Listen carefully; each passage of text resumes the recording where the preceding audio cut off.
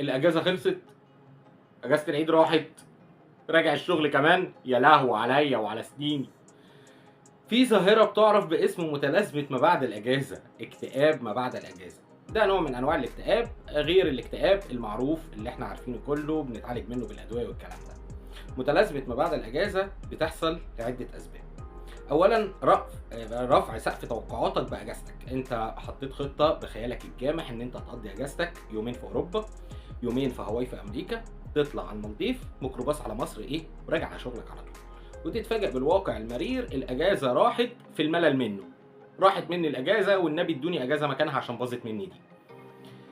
تبتدي تعمل إيه بعد كده علشان المتلازمة دي ما تحسش بالوجع اللي بييجي لك من الخوف والتوتر والقلق اللي بيحصل لك في آخر أيام الأجازة لمجرد إن أنت عارف إن أجازتك بتخلص.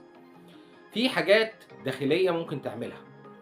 أولًا حاول تحط نمط لتغيير روتين حياتك.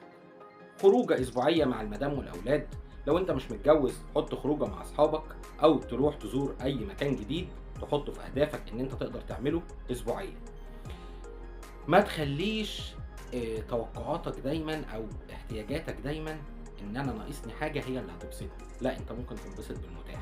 مش لازم يبقى معاك عربية علشان تعرف تنبسط. مش لازم يبقى معاك حاجة ناقصاك فلمّا تيجي لي هانبسط. مش لازم أسافر عشان أنبسط. لأ، أنت تقدر تنبسط بالمتاح واللي في إيدك.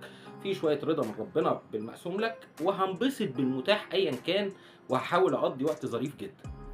في حاجة بقى مهمة جدًا للتطوير من نفسك ولشغلك، علشان تحب شغلك ويبقى عندك حماس إن أنت ترجع له. على الأقل اقرا ساعة واحدة في اليوم. نظام الساعة بساعة. لو قريت ساعة واحدة في مجالك في اليوم، على نهاية الشهر هيبقى عندك خبرة 30 ساعة في مجالك سابق بيهم زمايلك كلهم. واللي تقراه طبّقه في شغلك وحاول تتعلمه وتحط target جديد للتطوير في الشغل. ابقى قُل لي النتيجة دي هتجيب معاك والّا محتاج حاجة تانية؟